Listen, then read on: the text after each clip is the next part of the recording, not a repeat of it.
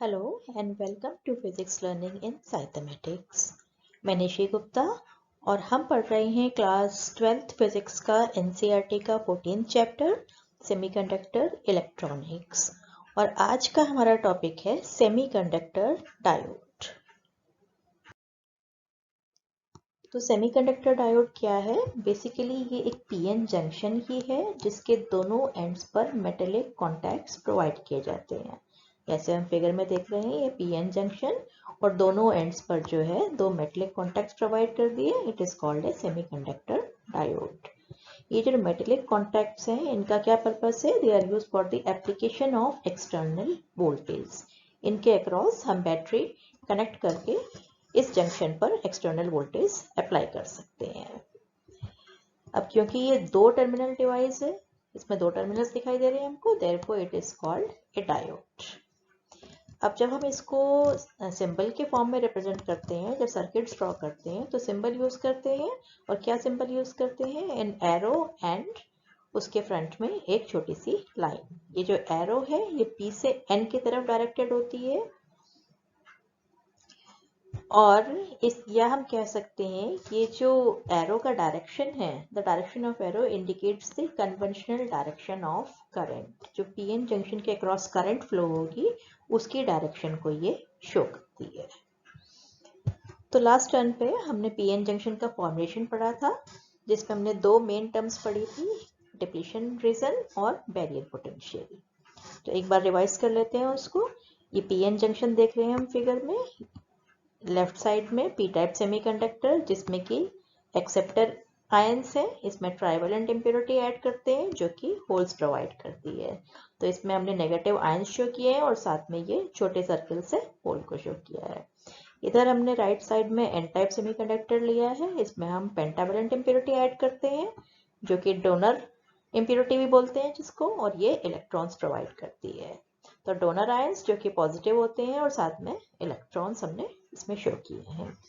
तो जब ये दोनों का जंक्शन बनता है तो क्या होता है कि एन टाइप से, एन टाइप में क्या है? मेजॉरिटी चार्ज कैरियर्स नेगेटिव हैं, तो ये इलेक्ट्रॉन्स जो हैं ऐसे पी टाइप की तरफ मूव करते हैं और पी से होल्स जो हैं वो एन टाइप की तरफ मूव करते हैं और इस जंक्शन के अक्रॉस ये आपस में कंबाइन होते हैं। इलेक्ट्रॉन्स और होल्स का कॉम्बिनेशन होता है। तो कॉम्बिनेशन की वजह से क्या होता है? एक डिफ्यूजन करंट प्रोड्यूस होती है किस डायरेक्शन में? From P to N. क्योंकि इलेक्ट्रॉन्स और होल्स डिफ्यूज होते हैं तो डिफ्यूजन करंट प्रोड्यूस होती है। अब थोड़ी देर में क्या होता है कि जो एन साइड है यहाँ पर इलेक्ट्रॉन्स खत्म हो जाते हैं तो क्या बचते हैं? सिर्फ पॉजिटिव आयंस बचते हैं। पी टाइप में होल्स खत्म हो जाते हैं तो यहाँ पर हमारे पास नेगेटिव आयंस बचते हैं, या हम कहते हैं एक इलेक्ट्रिक फील्ड जो है डेवलप हो जाती है from N type to P type. एक इलेक्ट्रिक फील्ड डेवलप हो जाती है और इस इलेक्ट्रिक फील्ड की वजह से ये जो मोशन हो रहा था, डिफ्यूजन हो रहा था इलेक्ट्रॉन्स और होल्स का, ये धीरे धीरे कम होता जाता है और जो माइनॉरिटी चार्ज कैरियर्स हैं वो मूव करते हैं। Minority charge carriers P type में क्या है? इलेक्ट्रॉन्स। तो इलेक्ट्रॉन्स जो हैं पी टाइप से एन टाइप की तरफ मूव करते हैं जो कि बहुत माइनॉरिटी में है। तो एक छोटी सी करंट जो है वो ऑपोजिट डायरेक्शन में डेवलप हो जाती है जिसको हम ड्रिफ्ट करंट कहते हैं। और इक्विलिब्रियम कंडीशन में जब ये दोनों करंट जो है इक्वल एंड ऑपोजिट हो जाती है, यानी कि नेट करंट जीरो हो जाती है, that condition is called equilibrium condition. तो उस कंडीशन में क्या होता है? हम देखते हैं कि ये जो एन साइड है हमारी ये पॉजिटिव पोटेंशियल पे आ जाती है जो जंक्शन के पास की एन लेयर है, और जो जंक्शन के पास की पी लेयर है वो नेगेटिव पोटेंशियल पे आ जाती है due to the accumulation of positive and negative ions. तो एक पोटेंशियल डिफरेंस डेवलप हो जाता है दोनों साइड्स के बीच में, और ये पोटेंशियल डिफरेंस क्या करता है? इलेक्ट्रॉन्स को एन साइड से पी साइड की तरफ जो है मूव नहीं करने देता है या जाने से प्रिवेंट करता है, उनको रोकता है, या हम कहते हैं कि इलेक्ट्रॉन्स और होल्स के जो रिकम्बिनेशन है उसको स्टॉप कर देता है। And therefore this potential difference across the junction between the N and P sides of the junction is called barrier potential, क्योंकि ये बैरियर का काम करता है, इलेक्ट्रॉन्स और होल्स को डिफ्यूज नहीं होने देता है। ठीक है, अब नेक्स्ट टॉपिक है हमारे पास biasing of the junction. Biasing का क्या मतलब है? ये जो इक्विलिब्रियम बैरियर पोटेंशियल जो है डेवलप हो गया है, इसको हम चेंज कर सकते हैं, इंक्रीज भी कर सकते हैं, डिक्रीज भी कर सकते हैं। कैसे? By applying external voltage across the terminals. अगर हम इसके दोनों टर्मिनल्स पर, दोनों एंड्स पर कुछ वोल्टेज अप्लाई करते हैं तो हम इस बैरियर पोटेंशियल को चेंज कर सकते हैं। And this process of applying external voltage across the diode is known as biasing. इस प्रोसेस को हम बायसिंग बोलते हैं, और इस बायसिंग को हम दो तरीके से कर सकते हैं। इसे करने के दो डिफरेंट वेज हैं। तो पहला है फॉरवर्ड बायस। फॉरवर्ड बायस क्या होता है? When an external voltage V is applied across the semiconductor diode such that P side is connected to positive terminal of the battery and N side is connected to the negative terminal, then it is said to be in forward biasing. अगर हम P side को positive terminal से connect करते हैं और N side को negative terminal से, then this is known as forward biasing. इसमें हम क्या देखते हैं? The direction of applied voltage, जो हमने बैटरी से वोल्टेज अप्लाई किया है V, उसकी जो डायरेक्शन है that is opposite to the built in potential. Built in potential means जो बैरियर पोटेंशियल था उसके ऑपोजिट है। ऑपोजिट कैसे है? जब ये बैरियर पोटेंशियल बनता है तो एन साइड में पॉजिटिव आयन से एक्यूमुलेट हो जाते हैं, तो ये लेयर जो है पॉजिटिव पोटेंशियल पे आ जाती है, और पी साइड की जो लेयर है जंक्शन के पास में, दैट बिकम्स नेगेटिव। अब हमने P को हायर पोटेंशियल दे दिया और N को लोअर पोटेंशियल दे दिया, it means V is opposite to V naught. Opposite है तो क्या करेगा ये? The depletion layer width decreases and the barrier height is reduced. ये जो डिप्लीशन लेयर बनी थी इसके विड्थ जो है धीरे धीरे कम होगी, और ये जो पोटेंशियल बैरियर था वो कम हो जाएगा, या हम कह सकते हैं दोनों लेयर्स के बीच में पोटेंशियल डिफरेंस जो था वो रिड्यूस हो जाएगा। और इफेक्टिव बैरियर हाइट जो है वो कितनी हो जाएगी? V not minus V। ये जो V नॉट था ये था हमारा बैरियर पोटेंशियल, और अगर हम इस डायोड को फॉरवर्ड बायस में लगाते हैं, कितना वोल्टेज दिया है V, तो V वोल्टेज देने से इसकी हाइट कम हो जाएगी। कितनी हो जाएगी इसकी effective height? V not minus V। अगर ये अप्लाइड वोल्टेज जो है बहुत कम है, अगर हमने सिर्फ जो है बहुत कम वोल्टेज की बैटरी ली है, कम वोल्टेज अप्लाई किया है, तो क्या होगा? बैरियर पोटेंशियल की हाइट सिर्फ थोड़ी सी कम होगी, और थोड़ी सी कम होने से क्या होगा? ये जो एन साइड में हमारे पास इलेक्ट्रॉन्स हैं, इनमें से कुछ ही इलेक्ट्रॉन्स के पास इतनी एनर्जी होगी कि वो इसको अब ओवरकम कर सके, and therefore the current will be small. एक स्मॉल डिफ्यूजन करंट जो है वो फ्लो होगी। लेकिन अगर हम इसकी वोल्टेज बैटरी की बढ़ाते हैं, तो जितना ज़्यादा हम इसका वोल्टेज बढ़ाएंगे बैरियर पोटेंशियल की हाइट उतनी ही कम होती जाएगी। जितनी बैरियर पोटेंशियल की हाइट कम होती जाएगी तो ज़्यादा से ज़्यादा इलेक्ट्रॉन्स जो हैं वो एन रीजन से पी रीजन की तरफ मूव करने लगेंगे, and therefore the current increases. It means forward biasing में जैसे जैसे हम बैटरी का वोल्टेज बढ़ाते जाएंगे धीरे धीरे करंट जो है वो इंक्रीज होती जाएगी। So due to this applied voltage, electrons from N side cross the depletion region and reach P side. Holes from P side cross the junction and reach N side. ये जो हमने external voltage battery का apply किया है, इसकी वजह से N side में जो इलेक्ट्रॉन्स हैं जो कि मेजॉरिटी चार्ज कैरियर्स हैं, वो इस डिप्लीशन रीजन को क्रॉस करके यहाँ से यहाँ पहुँच जाएंगे। किस साइड में? P साइड में। इसी तरह से जो P साइड में होल्स हैं जो मेजॉरिटी चार्ज कैरियर्स हैं, वो भी इसको क्रॉस करके लेयर को इस साइड में पहुंच जाते हैं N की साइड में। And this process under forward bias is called minority carrier injection. क्यों बोलते हैं इसको ऐसा? At the junction boundary on each side the minority carrier concentration increases significantly. जो जंक्शन की बाउंड्री पर दोनों साइड्स में है, एक ये साइड और एक इस साइड में, जो माइनॉरिटी चार्ज कैरियर्स की कंसंट्रेशन है वो इंक्रीज हो गई है compare to the locations far away from the junction. P type में क्या होते हैं, जो इलेक्ट्रॉन्स हैं वो माइनॉरिटी में होते हैं, माइनॉरिटी चार्ज कैरियर्स। तो हम देखते हैं यहाँ पे इलेक्ट्रॉन्स की कंसंट्रेशन काफ़ी बढ़ गई है जंक्शन के पास, जबकि फार एंड पे कंसंट्रेशन कम है। इसी तरह से एन टाइप में जो होल्स होते हैं वो माइनॉरिटी में होते हैं, और हम देख रहे हैं कि जंक्शन के पास जो है होल्स की कंसंट्रेशन बढ़ गई है और फार की तरफ जो है फार एंड पे कंसंट्रेशन कम होगी।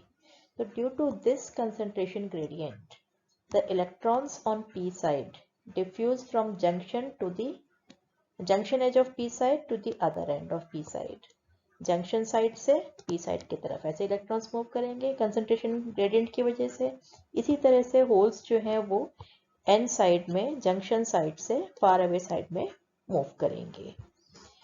And this motion of charge carriers on either side give rise to current. इनकी वजह से जो है वो जंक्शन के अक्रॉस करंट फ्लो होती है, and the total diode forward total current is the sum of hole current, that is IH, plus electron current which is IE।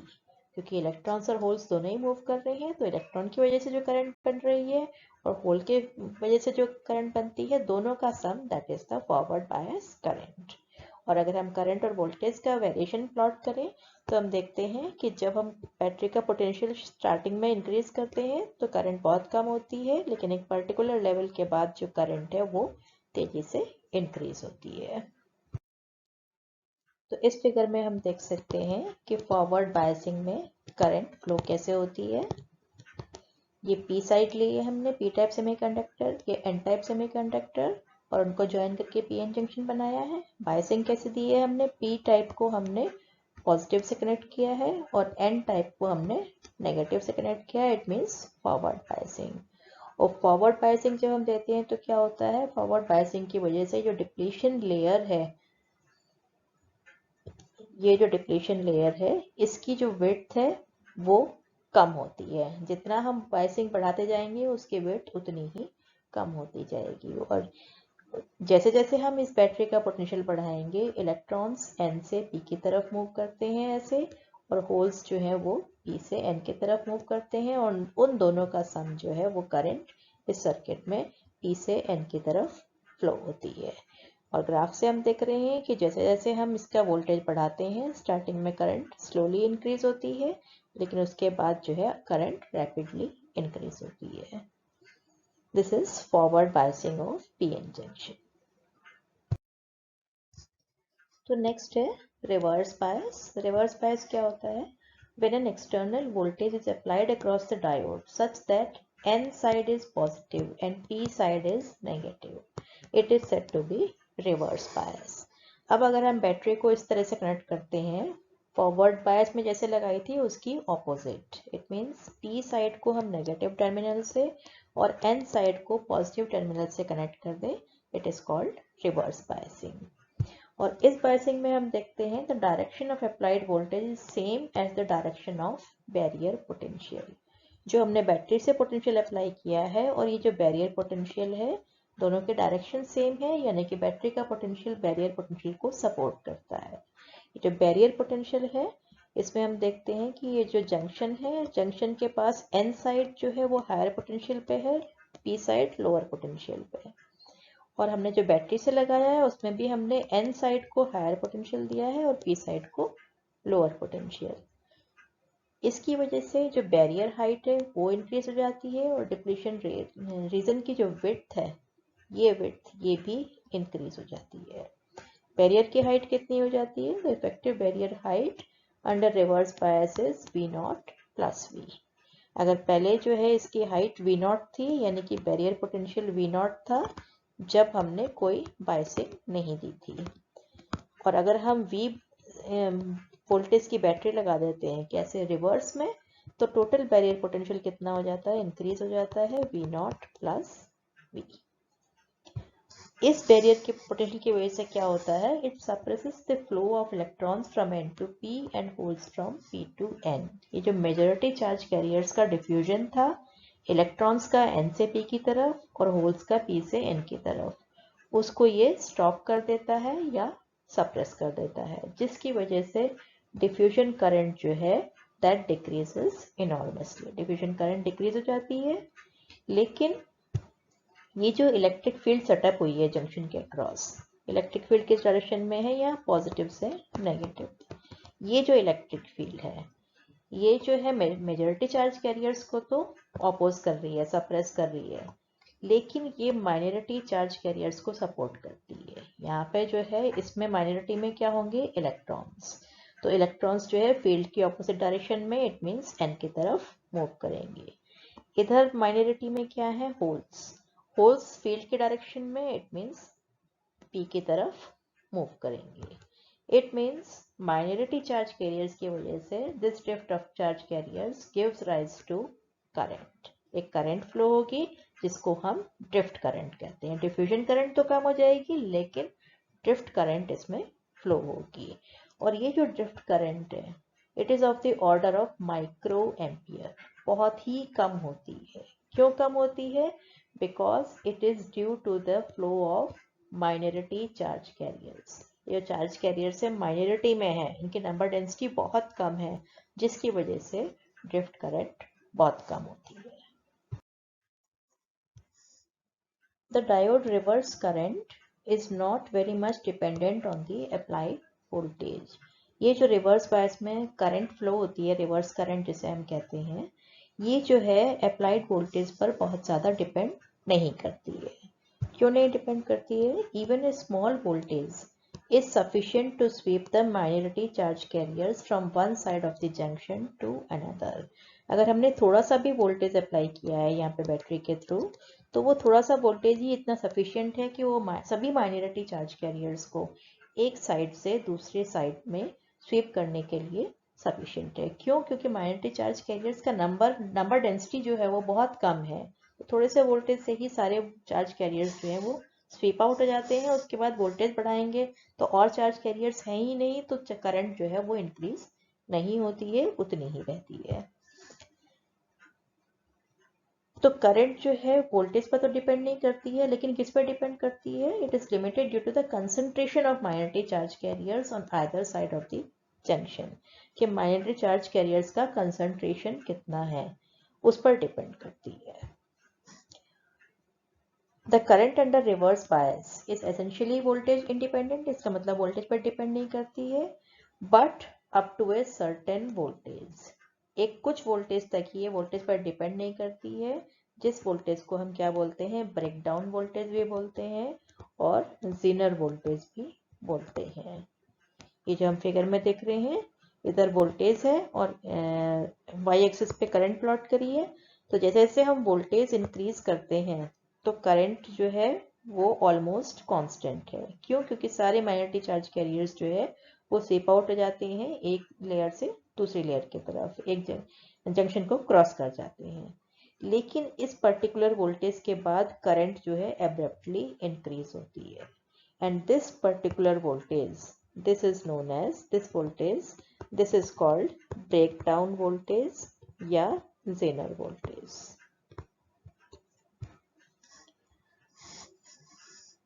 इस वोल्टेज के जैसे क्रॉस करता है the current increases sharply. Even a slight increase in reverse bias voltage causes a large change in current. ये हम देख रहे हैं कि जैसे ही हम इस वोल्टेज को क्रॉस करते हैं ब्रेकडाउन वोल्टेज को, तो हमने जरा सा भी अगर वोल्टेज इंक्रीज किया है तो करंट बहुत तेजी से इंक्रीज होती है।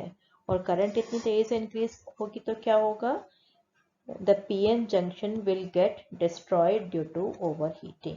अगर हम इस रिवर्स करंट को लिमिट नहीं करें किसी एक्सटर्नल सर्किट की हेल्प से, तो ये PN जंक्शन जो है वो डिस्ट्रॉय हो जाएगा, ओवरहीटिंग की वजह से ये बर्न आउट हो जाएगा। और ये काम जो है उसमें फॉरवर्ड बायसिंग में भी होता है कि अगर हम फॉरवर्ड बायसिंग करंट को, फॉरवर्ड करंट को भी हम जो है एक रेटेड वैल्यू से अगर ज़्यादा इंक्रीज कर दें, तो पीएन जंक्शंस डायोड्स में या सेमीकंडक्टर डायोड्स में ये ध्यान रखना होता है कि दोनों ही केसेस में फॉरवर्ड हो या रिवर्स हो, हमको जो है करंट को स्पेसिफाइड वैल्यू से इंक्रीज नहीं करना चाहिए, अदरवाइज जो अप्लायंस है वो डैमेज हो जाएगा। तो इस फिगर में हम देख रहे हैं कि हमने डायोड को रिवर्स बायस में कनेक्ट किया है, तो करंट कैसे फ्लो हो रही है। इधर हमने एन टाइप सेमीकंडक्टर और पी टाइप सेमीकंडक्टर लेके पीएन जंक्शन बनाया है, और बायसिंग कैसे की है, एन को पॉजिटिव टर्मिनल से और पी को नेगेटिव टर्मिनल से, जिसको हम रिवर्स बायस कहते हैं। रिवर्स बायस करंट के रिवर्स बायस लगाने से क्या होता है, जैसे जैसे हम इसकी बायसिंग को बढ़ाएंगे, ये जो डिप्लीशन लेयर है इसकी विड्थ बढ़ती जाएगी और इसका जो बैरियर पोटेंशियल है वो इंक्रीज हो जाएगा, पोटेंशियल बैरियर की जो हाइट है वो बढ़ जाएगी, और जिसकी वजह से जो इलेक्ट्रिक फील्ड डेवलप होगी वो माइनॉरिटी चार्ज कैरियर्स को ड्रिफ्ट करेगी। जो मेजॉरिटी चार्ज कैरियर्स हैं वो स्टॉप हो जाते हैं, माइनॉरिटी चार्ज कैरियर्स ड्रिफ्ट होते हैं, जिनकी वजह से सर्किट में करंट फ्लो होती है, और ये करंट सिर्फ माइक्रो एम्पियर्स में होती है, क्योंकि माइनॉरिटी चार्ज कैरियर्स की जो कंसंट्रेशन है, नंबर डेंसिटी है, वो बहुत कम होता है। जैसे ही हम थोड़ा सा वोल्टेज बढ़ाते हैं तो सारे माइनॉरिटी चार्ज कैरियर्स एक साइड से, जंक्शन के एक साइड से दूसरे साइड में क्रॉस करते हैं, तो करंट जो है वो सैचुरेट हो जाती है, पोटेंशियल पर डिपेंड नहीं करती है। ये हम देख रहे हैं, जैसे हम पोटेंशियल बढ़ाते हैं करंट में कोई इंक्रीज नहीं हो रहा है, लेकिन जब हम बहुत ज़्यादा बढ़ाते हैं तो क्या होता है, ब्रेकडाउन वोल्टेज के बाद करंट एब्रप्टली इंक्रीज होती है। तो नेक्स्ट है VI characteristics of A diode, यानी कि डायोड के अक्रॉस वोल्टेज और करंट का वेरिएशन। तो वोल्टेज करंट के वेरिएशन को स्टडी करने के लिए जो हम सर्किट अरेंजमेंट यूज करेंगे वो हम फिगर में देख रहे हैं। ये पहला फिगर रिप्रेजेंट कर रहा है फॉरवर्ड बायसिंग को, और दूसरा फिगर रिवर्स बायसिंग को। इसमें हम देख रहे हैं फॉरवर्ड बायसिंग में हमने P को पॉजिटिव टर्मिनल से कनेक्ट किया है और N को नेगेटिव से, जबकि रिवर्स बायसिंग में P को नेगेटिव से और N को पॉजिटिव टर्मिनल से कनेक्ट किया है। Then the battery is connected to the diode through a potentiometer और रियोस्टेट। बैटरी के साथ साथ हमने एक रियोस्टेट भी यूज किया है। ये जो एरो है ये रियोस्टेट को शो कर रही है। रियोस्टेट किस लिए यूज किया है हमने, so that the applied voltage of the diode can be changed, ताकि हम वोल्टेज को चेंज कर सकें और चेंज करके वोल्टेज और करंट के वेरिएशन को स्टडी कर सकें। जैसे जैसे हम वोल्टेज चेंज करते जाएंगे करंट चेंज होगी, इसको हम नोट कर सकते हैं। करंट और वोल्टेज को नोट करने के लिए हमने वोल्टमीटर और एमीटर लगाया है। हम देख रहे हैं वोल्टमीटर हमने कहाँ लगाया है, इसके पैरेलल में। इसी तरह से एमीटर हमने जो है दोनों केसेस में सीरीज में लगाया है।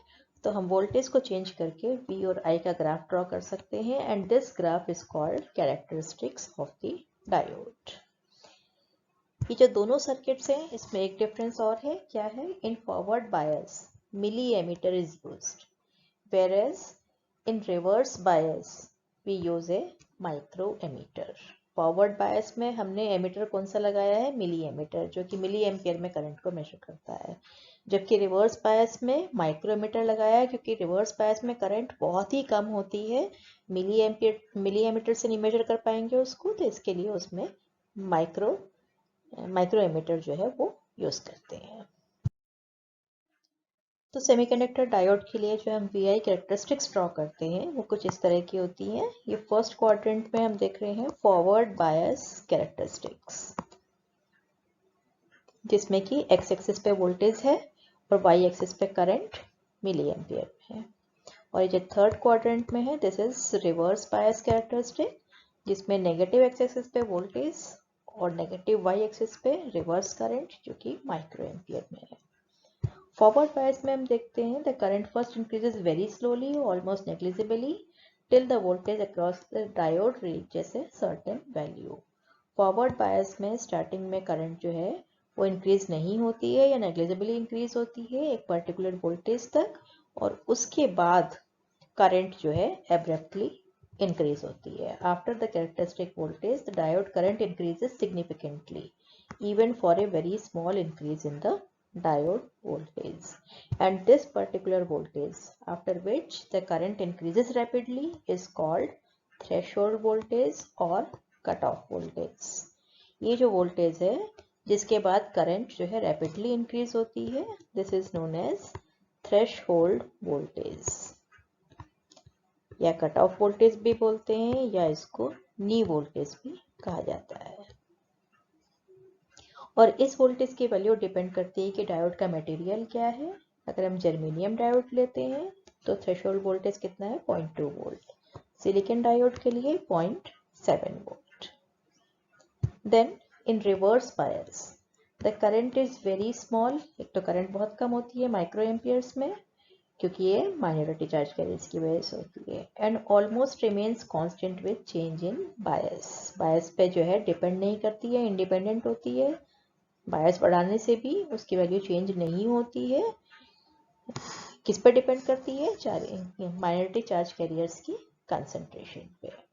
And this current is called reverse saturation current, क्योंकि ये जो है इसकी वैल्यू जो है कांस्टेंट रहती है, therefore it is called saturation current. However at very high reverse bias which is called breakdown voltage the current suddenly increases. जब हम जो है रिवर्स बायस वोल्टेज को एक पर्टिकुलर वैल्यू से ज़्यादा बढ़ाते हैं, जिसको कि हम ब्रेकडाउन वोल्टेज बोलते हैं, या हम इसको क्या बोलते हैं, जेनर वोल्टेज, तो इस वोल्टेज के बाद करंट जो है वो सडनली इंक्रीज होती है। The general purpose diodes are not used beyond the reverse saturation current region. Generally जो हम diodes को use करते हैं, normal diodes को, उनको हम saturation region के beyond use नहीं करते हैं, इस region में use नहीं करते हैं, केवल जो है saturation current के, reverse saturation current के पहले के region में उसमें ही use करते हैं। तो हम क्या देखते हैं, the PN junction diode allows the flow of current only in one direction, that is forward bias। तो हम क्या देख रहे हैं इस रीजन में कि फॉरवर्ड बायस में तो हमको करंट मिल रही है, लेकिन रिवर्स बायस में हमको कोई भी करंट नहीं मिलती है, या हम कह सकते हैं कि ये जो डायोड है ये करंट को केवल एक डायरेक्शन में फ्लो होने देता है। पी से एन की तरफ तो फ्लो होने देता है, लेकिन एन से पी की तरफ फ्लो नहीं होने देता है। It means the forward bias resistance is low as compare to reverse bias resistance. अगर रेजिस्टेंस के टर्म्स में बात करें तो फॉरवर्ड बायस में रेजिस्टेंस जो है डायोड का काफ़ी कम होता है, और रिवर्स बायस में रेजिस्टेंस बहुत ज़्यादा होता है। तो ये जो प्रॉपर्टी होती है कि ये जो डायोड है वो एक ही डायरेक्शन में करंट को फ्लो करने देता है, that is used for rectification of AC voltage. AC voltage को रेक्टिफाई करने में इसको हम यूज़ करते हैं, जिसको हम आगे पढ़ेंगे अभी। तो डायोड के लिए हम एक क्वांटिटी डिफाइन करते हैं जिसको हम कहते हैं डायनेमिक रेजिस्टेंस। डायनेमिक क्यों, क्योंकि ये चेंज होता है। रेजिस्टेंस जैसे हमने पहले डिफाइन किया था वैसे डिफाइन करते हैं, ratio of voltage and current. तो डायनेमिक रेजिस्टेंस को कैसे डिफाइन करते हैं, as the ratio of small change in voltage to the small change in current, that is called the dynamic resistance of the diode. तो example करते हैं, the VI characteristics of silicon diode are shown in the figure. Calculate the resistance of the diode at first part current 15 milliampere, second part voltage minus 10 volt। तो पहला part करते हैं, तो इसके लिए हमको यहाँ पे 15 मिली एम्पियर पे रेजिस्टेंस निकालना है, यानी कि इस पॉइंट पे। तो हम क्या करेंगे, we'll consider the characteristics between 10 milliampere to 20 milliampere। 10 से 20 milliampere के बीच का पोर्शन देखते हैं, 10 milliampere this point, 20 milliampere this point। तो ये जो लाइन है PQ, इसको हम स्ट्रेट लाइन कंसिडर कर सकते हैं, ठीक है। तो हम इन दोनों वैल्यूज पे वोल्टेज और देखते हैं। 20 milliampere पे वोल्टेज कितना है, 0.8 वोल्ट, और 10 milliampere पे वोल्टेज कितना है, 0.7 वोल्ट। तो फॉरवर्ड बायस में रेजिस्टेंस निकालने के लिए change in voltage upon change in current, it means 0.1 volt upon change in current कितना है, 10 milli ampere. So we get, इसको हम डिवाइड कर लेंगे, 0.1 upon 10 milliampere. It means 10 into 10 to power minus 3 ampere. So we will get solve करके 10. B part में हमको resistance निकालना है 10 वोल्ट पे यहाँ पर. तो यहाँ पर हम देख रहे हैं करंट में वेरिएशन नहीं हो रहा है, कांस्टेंट करंट है. तो हम क्या यूज करेंगे, आर रेजिस्टेंस निकालने के लिए simple V upon I. V कितना है 10 वोल्ट, I कितना है 1 माइक्रो एम्पियर. माइक्रो एम्पियर को चेंज करेंगे तो कितना आएगा, micro ampere is equal to 10 into minus 6 ampere. तो इसको जब हम सॉल्व करेंगे we will get 10 to power 7 ohm. तो हम देखते हैं कि फॉरवर्ड बायस में रेजिस्टेंस काफ़ी कम होता है, जबकि रिवर्स बायस में रेजिस्टेंस बहुत ज़्यादा होता है. तो आज के लिए इतना ही. नेक्स्ट टर्न पे हमारा टॉपिक होगा एप्लीकेशंस ऑफ जंक्शन डायोड. तब तक के लिए bye. Thank you. Happy learning.